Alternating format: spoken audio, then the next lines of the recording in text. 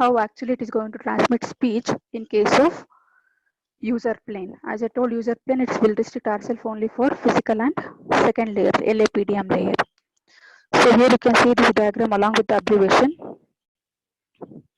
So very first diagram already, so this diagram, here I have written MS to BSS, again BSS to MSc. So in between, what are the functions it is going to perform, that we are going to specify in this diagram, the first diagram. So here between MS to BTS, we know that between MS to BTS we have our radio interface. So in radio interface, basically what the blocks we are going to use, GSC as well as FEC. GSC stands for GSM speech codec. Codec is nothing but coder and decoder. What is the function of codec? Can anyone tell me what is the function of codec? Codec nothing but coder and decoder, which will perform both encoding as well as decoding. It means that it is going to compress the data in order to transmit for the faster data transmission at the transmitter side, and similarly at the receiver side, since we have decoder part also, it is going to decompress the receiver data. So both coding as well as encoding as well as decoding can be done with respect to codec, that is coder. So already we have discussed speech processing block in the last class. So basically in your GSC, basically in case of GSC, it is going to use your speech processing, and here it is going to use your GSM speech codec. That is basically it is going to compress and decompresses the data at the transmitter and receiver side. Followed by that, it is going to use the block FEC. FEC is your forward error correction.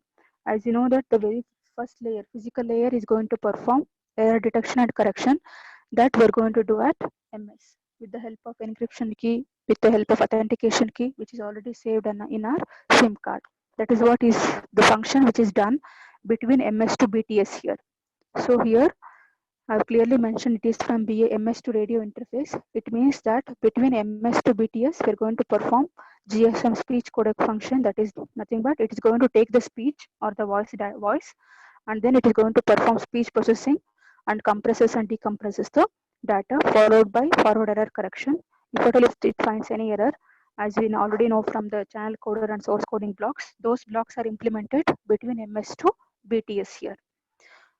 Followed by that, we have from BTS to BSS, we have, as you know that whatever the block we have used, forward error correction, the same block along with multiplexing. MPX indicates it is multiplexing. So along with that, we are going to do perform multiplexing, because as already I told in this diagram, so layer 2, we are going to combine both user data as well as signaling data, and we are multiplexing. So that is done between BTS to BSS. We are going to multiplex the signal. So till BSC, we are not going to use any protocols, any as such major protocols. So it's only your forward error correction and multiplexing. Followed by that, here from BSS to MSc, that is from BTS to BSc. Here we have one GSC, which is again same thing, GSM speech codec, and A-law. Followed by that, in the MSc, we are going to use ITU A-law. Can you tell me what is why the name they have given A-law? Can you tell me why the name is given as A-law?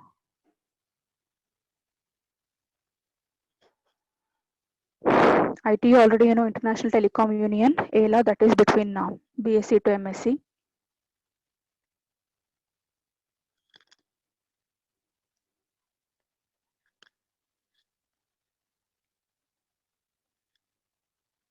Can you tell me what is why the name is given A-law? Hope all of you are listening.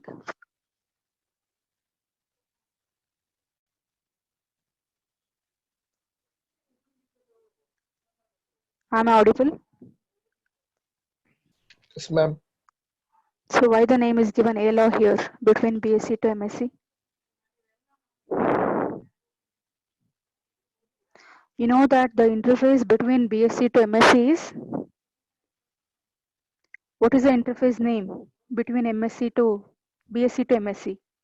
A interface. A interface. Depending on that, they have named it as A-law, because the interface between BSc to MSc is A interface. Depending on the interface name, they have given that as A-law. and we'll discuss that later. What is that? What are the things that will be included under ALA? Similarly, between MSc, that is MSc enabled. As you know that we have the information from MS to BTS, BTS to BSc, but MSc also should be able to in a position to understand the information which is transmitted from corresponding MS. So for that reason, in order to make it understand, we have that equivalent law which is your ALA, and that is compatible with respect to your International Telecom Union. That is, ITU has suggested a law which is your ALA. So that particular block is included even in case of BSc, so that whatever the information it has received from MS, the same information will be communicated to MSc, so that MSc can able to understand that particular information. For that reason, equivalent law or equivalent protocol is implemented even in case of BSc as well as corresponding MSc. So we'll discuss now what are there in corresponding ALA. So here you can see in the next diagram, second figure, where you have in your MS, you know that basically MS is your cell phone along with your SIM card, where it can take your speech, right, or your voice. So in all, for your voice, it has to basically, you know that in the first layer, in physical layer, it is going to use all these things. One is FEC, forward error correction, under MS, cipher key to secure your information, followed by multiple access technology. It may be FDMA or TDMA, but preferably you know that in case of GSM, it will use your TDMA. So these are the only 4 things which will be used in physical layer of MS. Similarly, as you know that if at all if it has all these things in physical layer of MS, it has to be compatible with respect to that of BTS. So hence the same blocks, whatever we have used in case of MS, the same blocks are used even in case of BTS, so that BTS can able to understand the information sent by corresponding MS. For that reason, same GSM voice is included even in case of BTS as one block. Same things, what are the operations which is performed at MS, FEC, forward error correction, cipher key for your encryption and ciphering, TDMA and FDMA, same blocks are used even in case of BTS, because that has to be compatible with respect to the information which is sent to the corresponding MSc. Now here in BTS we have the other block. See here, from GSM voice it is converted into ISDN voice. It means that whatever the speech signal it has received from MS, now at BTS it has to convert into that format which is understandable by corresponding BSc or corresponding MSc. For that reason, in the BTS we have included ISDN voice along with your 3 standards, which is G.703, G.705, G.732. So basically G indicates it is GSM, 703, 705, 732 all will use corresponding pulse code modulation. That is your modulation technique, where basically it uses a data rate of 2048 kilobits per second. So depending on the requirement in the BTS, it can make use of any one of these, either G.703 or G.705, G.732, depending on the corresponding data speech rate. So basically, whatever the GSM speech signal you have received, it has received from the mobile station, it has converted into that format, which is understandable by BSc or MSc with the help of all these standards, G.703, G.705, and G.732. Basically, whatever I have told there, A law, that is between BSc to MSc, basically even the A law also uses this particular standards, G.703, 732 and 705. Now we can see that the same blocks are used in case of BSc. It means that BSc is your base station controller, which is already designed with respect to all these standards, G.703, 705, 732. Now, if I don't use this particular block, if I straight away want to communicate from GSM voice to BSc, BSc will not understand anything. That is the reason that conversion is done at BTS here, where GSM voice is converted into the standard ISDN voice with the help of all these standards, and then BSc can able to receive that information. That is, whatever you have ISDN voice, the same thing will be received at BSc, so that now BSc can able to understand the speech which is sent by corresponding MS. Now the same thing which will be transmitted over your ABC interface between your BTS to BSc, And followed by that, from BSc to MSc, you have your A interface. Same ISDN voice is transmitted over your A interface to the corresponding MSc. So with this, it means that whatever the GSM voice or the speech signal is there MS, which is converted into ISDN voice in BTS with the help of all these standards, and then it is transmitted through ABIS and A interface to corresponding MSc. This is how actually speech conversion or speech processing is take place in the corresponding antenna towers, that is under BTS, because whatever the normal speech signal is there, our voice communication is there, it is not understandable in case of BSc or MSc, which has to be converted with the help of corresponding speech processing blocks along with this FEC, along with this all these standards, and now that voice or the speech will be understandable by corresponding MSc, because the same blocks are there in the BSc, which will convert, BTS will convert, the same blocks are there in BSc as well as MSc. Now our speech or GSM voice is in the standard format, which is in the ISDN voice, ISDN format, which is transmitted to corresponding MSc. So this is actually takes place in case of user plane. Hope it is clear. Anybody having doubts? Anybody having doubts with respect to these diagrams?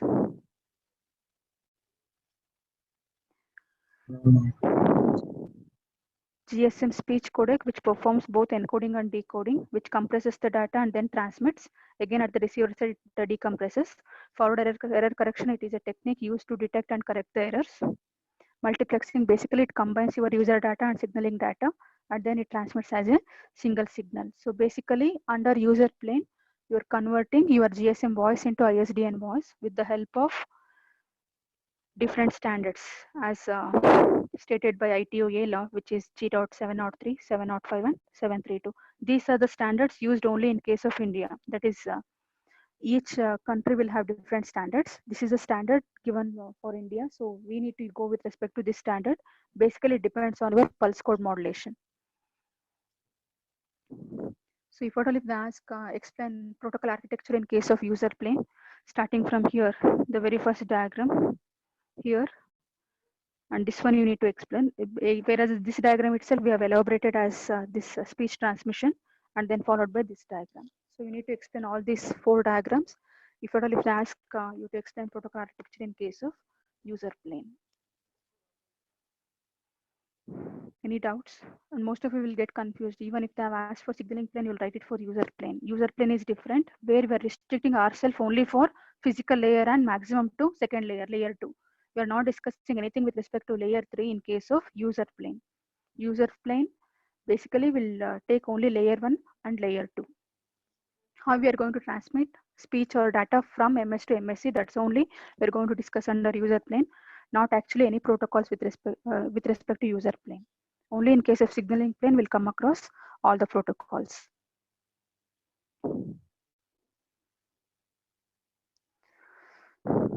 So this is one diagram where already I have told, already we know that from MS to MSc how the speech GSM voice is transmitted as ISDN voice, how it is converted with respect to different standards.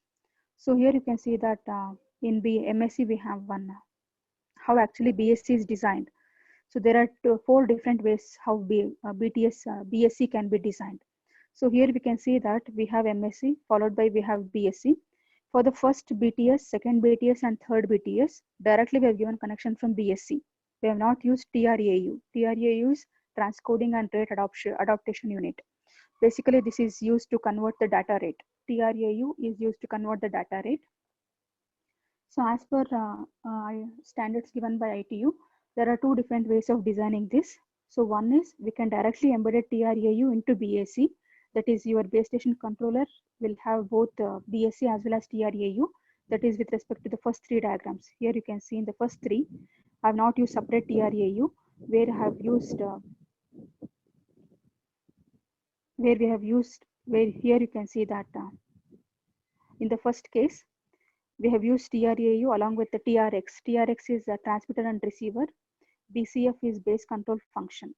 So BSc, it will make use of TRAU, where it basically compresses the data. Then it transmitter and receiver. It uses a transmitter and receiver in order to transmit and receive the information. along with base control function. It means few functions, that is channels we're going to use in order to transmit and receive the information. This is one way of designing the corresponding BTS. So it all depends on network operator. However they want, they can able to design this. Similarly, second BTS, where you can able to see that we have two TRAUs along with two transmitter and receiver function and one BCF. So whenever network operator finds there are more number of users, in that case, instead of having one TRAU and TRX, it can go with respect to multiple TRAU and multiple TRX, so that it can able to function it properly with more number of users. As I told, again, it all depends on network operator. Similarly, third one, you can see that where it has only one TRAU, which compresses the data, but it has multiple TRX, multiple transmitter and receiver.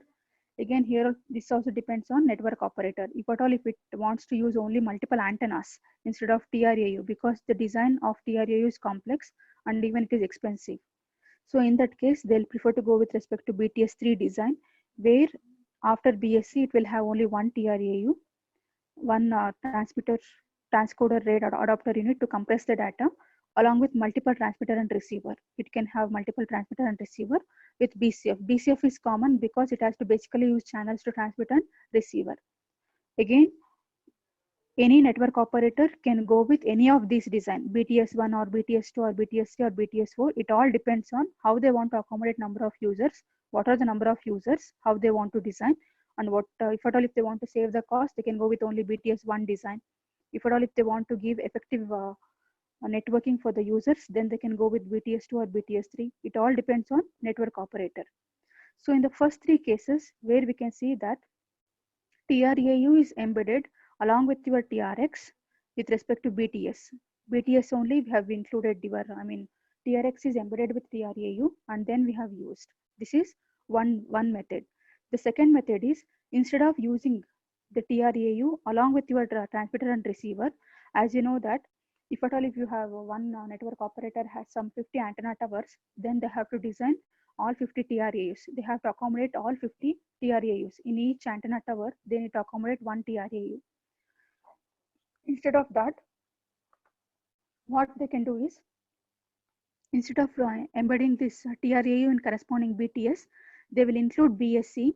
In the base station controller itself, they're going to include TRAU. The advantage is that under this BSC, they may have some 10 to 50 BTS or some 10 to 20 BTS. So they need not to use TRAU for different BTS. They need not to compress the data. The module, they need not to include in each BTS. So one TRAU they can include in a BSC, followed by that in under BTS, they can go with only transmitter and receiver, that is TRX and BCF. So BTS4 is a compressed design used by network operators these days, because as I told, design of TRAU is complex, that is one thing, and TRAU is very expensive. So instead of that, instead of including TRAU in all BTS, what the network operator is doing is that they're going to include this TRAU, that is transcoder rate adapter unit, only in case of BSC, so that the same TRAU can be used for all the BTS, so that BTS design will become very simple, where it has only transmitter and receiver along with your BCF, that is base control function. So as I told, it all depends on network operator. If at all if they wish, they can go with the first BTS design, the second one or the third one or fourth one. Preferably they'll go with respect to the fourth one. That is because they can include TRAU, only one TRAU for each base station controller, and BTS design will become very simple, where it has only transmitter and receiver. That is one advantage. Second advantage is, since they are using one TRAU for multiple BTS, cost is going to be less. Because of that reason, most of the network operators, they'll prefer to go with respect to this last design, where they're going to embed TRAU along with the BSC, and they will not include this TRAU unit in case of your BTS. Basic function of TRAU is to compress the data and then transmit. So in order to compress the data, they're going to use this as the block, TRAU. I think most of you have seen that whenever you're sending any video in case of WhatsApp, it is going to compress the data and then it is going to transmit. That is what is done by this TRAU. Basically, it is used to compress the data and then it is going to transmit. For that reason, most of the operators are going to prefer this to have only one data compressor unit in case of BSC, rather than having it for BTS. So this part you need not include for protocol architecture of user plane. Separately, if they ask BTS architecture along with TRUU, then you can explain this diagram. Otherwise, for user plane, you need not explain this. Hope it is clear.